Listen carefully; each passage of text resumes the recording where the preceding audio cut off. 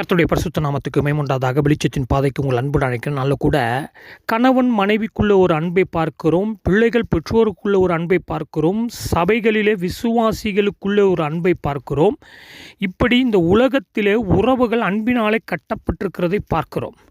ஆனால் திருமணமாகும் போது கணவன் மனைவிக்குள்ள ஒரு உறவு உண்டாகிறது, ஒரு அன்பு உண்டாகிறது, ஒரு இணைப்பு உண்டாகிறது. அதன் மூலம் உடன்படிக்கை செய்கிறார்கள். கணவன் மனைவி உன்னில் நான் என்னில் நீ அன்பு கூறுவோம் என்ற ஒரு உடன்படிக்கை. அதன் மூலம் கணவன் மனைவியாக அவர்கள் வாழ்கிறார்கள். ஆனால் காலப்போக்கில் பிரியமானவர்களை என்றைக்கும் இல்லாத ஒரு காலத்தில், இந்த காலத்தில் பார்த்தீங்கன்னு சொன்னால் பிரான்ஸ்லேயும் சரி மற்ற நாடுகளையும் சரி விவாகரத்து பெருகி கொண்டு வருகிறதை நாம் பார்க்குறோம். அதாவது பிரான்ஸில் நீங்கள் பார்த்தீங்கன்னா என் கூட வேலை செய்கிறவங்கள 3 திருமணம், சிலர் 4வது கள்ள உறவு வேறு, அதை பகிங்கரமாக பேசுகிறார்கள். சில வேளைகளில் நான் அது தவறு பாவம் என்று வசனத்தை சுட்டி காட்டும் போது கூட சிரிக்கிறார்கள். என்ன ஒரு பைத்தியக்காரனே அப்படி என்று நம்மளை கேலி செய்கிறார்கள். அப்போ இன்றைக்கு சர்வசாதாரணமாக கணவன் மனைவிக்குள்ளே இருக்கின்ற அந்த அன்பு கரைப்பட்டு பிளவு ஏற்பட்டு உலக சிற்றின்ப இச்சைகள் மூலமாக, விபச்சாரத்தின் மூலமாக கணவன் மனைவிக்குள்ளே இருக்கின்ற உறவு இன்றைக்கு மோகத்தின் அடிப்படையில், ஆசையின் அடிப்படையில் உடைக்கப்படுகிறதை பார்க்கிறோம். பெற்றோர்களை பிள்ளைகளை எடுத்துக்கொண்டாலும் கூட பாருங்கள், பிள்ளை பிறக்கும்போது பிள்ளை மீது நாம் அன்பு செலுத்தி அந்த பிள்ளையை வளர்க்குறோம். காலப்போக்கில் பார்த்திங்கன்னா சபையில் இருக்கிற விசுவாச பிள்ளைகளாக இருந்தாலும் சரி, உலகத்தில் இருக்கிற விசுவாச பிள்ளைகளாக இருந்தாலும் சரி, பிரான்ஸில் அநேக பெற்றோர்களை பிரிந்து வாழ்கின்ற ஒரு சூழ்நிலை பார்க்குறோம். பெற்றோர்களை விட்டு பிரிந்து போகிறார்கள். விசுவாச பிள்ளைகள் கூட பெற்றோருக்கு கீழ்ப்படியாதபடி காதல் என்ற பெயரில், ஆபாசம் என்ற பெயரில், சிற்றின்பங்கள், பல நண்பர்கள் கூட பழக்கம் ஏற்பட்ட சிற்றின்பங்கள் என்ற பெயரில் பெற்றோர்களுக்கும் பிள்ளைகளுக்கும் உறவு இல்லாதபடி, ஒரு கீழ்ப்படிதல் இல்லாதபடி விசுவாச பிள்ளைகளே இன்றைக்கு சீர்கட்டு போகிறதை பிரான்ஸில் பல திருச்சபைகளில் கண்கூடாக பார்க்க முடிகிறது. இதற்கு காரணம் என்ன?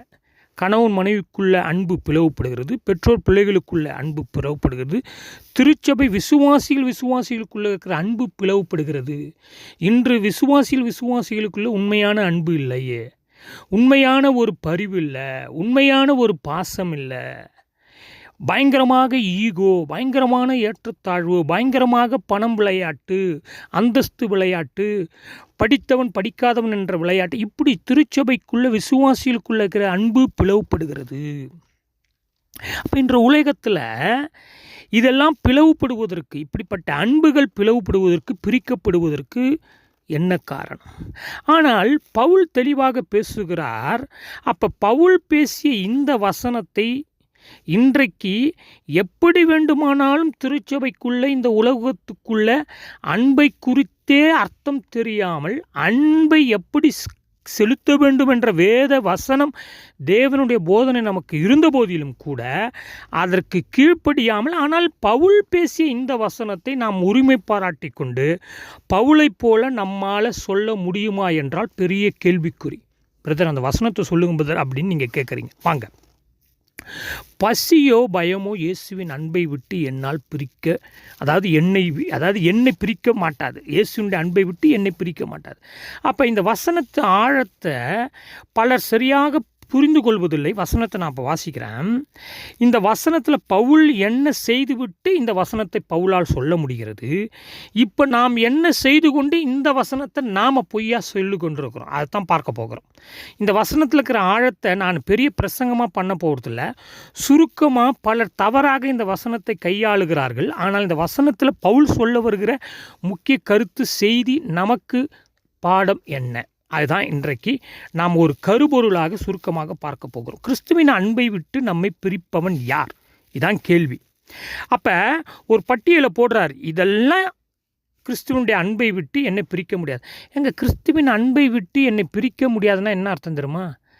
யோவான் அதைத்தான் தெளிவாக சொல்கிறாரு. அவரில் நான் நிலைத்திருக்கிறேன் என்றால் அவருடைய கற்பனையை நான் கை கொள்ள வேண்டும். அதுதான் அவரில் நிலைத்திருப்பது. அவருடைய கற்பனையை நான் கை கொண்டு அவரில் நடக்கும்போது தான் நான் அவரை அறிந்திருக்கிறேன் என்று அர்த்தம்.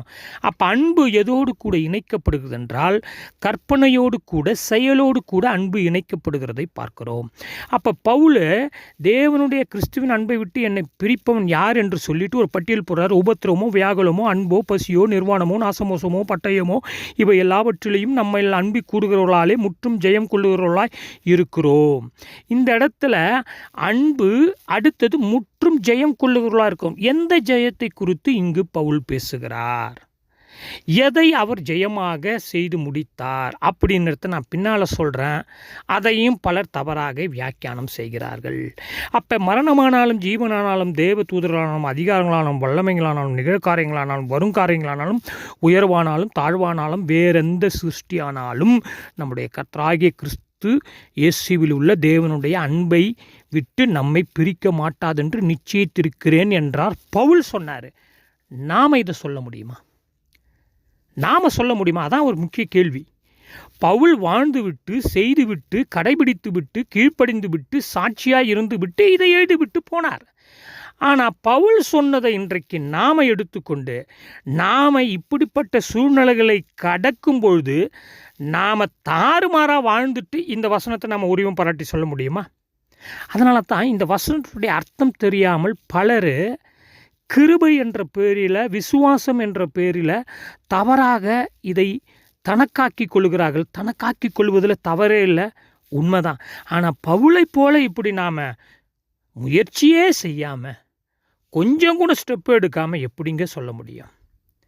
அப்போ பல முறை நாம் அன்பை விட்டு, அதாவது கிறிஸ்துவினுடைய அன்பை விட்டு விலகியிருக்கிறோம், நடந்திருக்கிறோம், உணராமலும் இருக்கிறோம். ஆனால் கொள்கை பேசுவோம், டாக்டரின் பேசுவோம், எங்கள் சபை பிரிவின் பேசுவோம், எங்கள் ஊழியக்கார் யாருன்னு தெரியுமான்னு பேசுவோம், நான் எத்தனை வருஷம் சபையில் இருக்கிறேன்னு தெரியுமா பேசுவோம், நான் எப்போ ஞானஸ்தானம் எடுத்தேன்னு தெரியுமா பேசுவோம், நான் எவ்வளோ காசு கொடுக்குறேன் சபைக்கு தெரியுமான்னு பேசுவோம், நான் சபைக்கெல்லாம் என்னென்னலாம் செஞ்சேன்னு தெரியுமான்னு பேசுவோம்.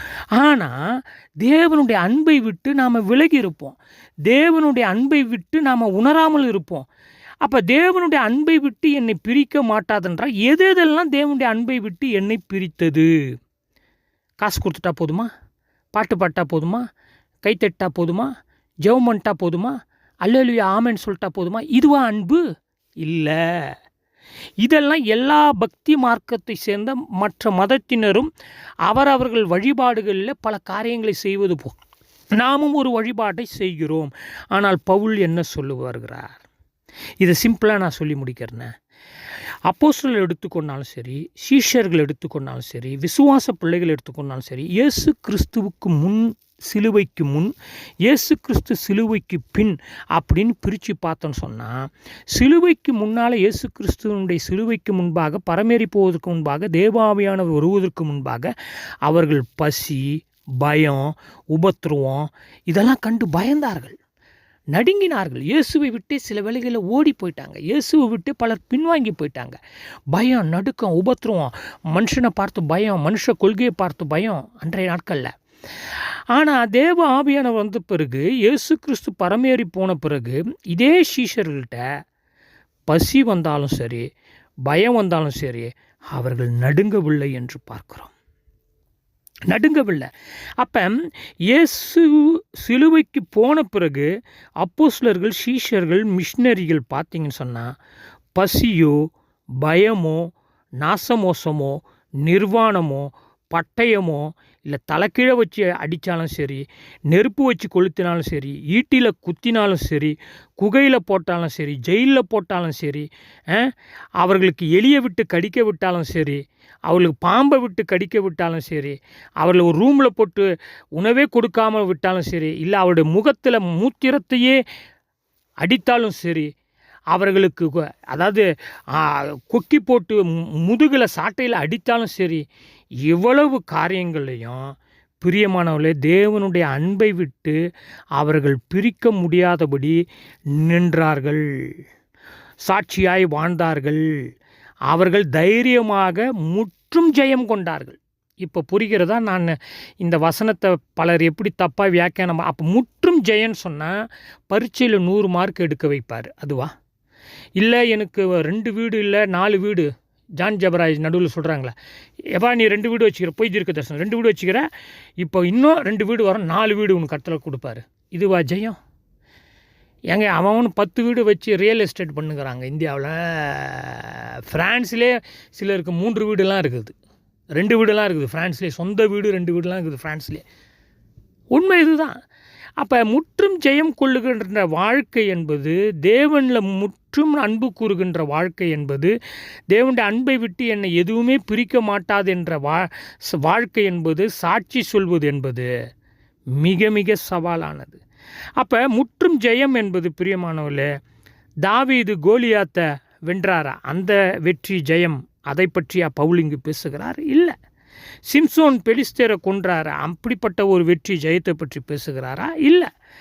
இல்லை மோசே முதலாவது பல அற்புதங்களை செய்தார, கடலெல்லாம் பிரித்தார தேவ வல்லமையினால், அப்படிப்பட்ட ஜெயம் வெற்றியை குறித்து இங்கு பவுல் பேசுகிறாரா? இல்லை பிரியமானவர்களே, இல்லை. பவுல் ஒரு பெரிய பட்டியலை போடுறார் தனக்கு நடந்த உபத்திரவங்கள். இப்படிப்பட்ட உபத்திரவங்களில் பவுல் சாட்சியாக நின்றார் பாருங்கள். அந்த ஜெயத்தை குறித்து பவுல் இங்கு பேசுகிறார். தேவன் மீது அன்பு வைத்து கீழ்ப்படிந்து பாவத்தை வென்று விசுவாசத்தை பிடித்து கொண்டு பசி, பட்டயம், உபத்திரவம், பாடு, நிர்வாணம், எப்படிப்பட்ட துன்பம் வந்தாலும் அதில் வெற்றி கண்டு தேவனை மகிழ வைத்தார் அல்லவா, தேவன் மீது இருக்கிற அன்பை நிரூபித்தார் அல்லவா, மறுதலிக்காமல் விசுவாசத்தை பிடித்து கொண்டார் அல்லவா, அந்த காரியத்தை தாங்க பவுல் இந்த வசனத்தில் விளக்குறார். இப்போ நாம் எப்படி வாழ்ந்து கொண்டு இந்த வசனத்தை நாம் வீர வசனமாக உரிமை பாராட்டி பேசுகிறோம்? அதாவது அம்பேத்கரை குறித்து பலர் பேசுகிறார்கள், பெரியாரை குறித்து பேசுகிறார்கள், அண்ணாவை குறித்து பேசுகிறார்கள், பல காந்தியடிகள் தலைவரை குறித்து பேசுகிறார்கள், பலர் தலைவர்கள் இவருடைய வார்த்தைகளெல்லாம் பேசுவார்கள்.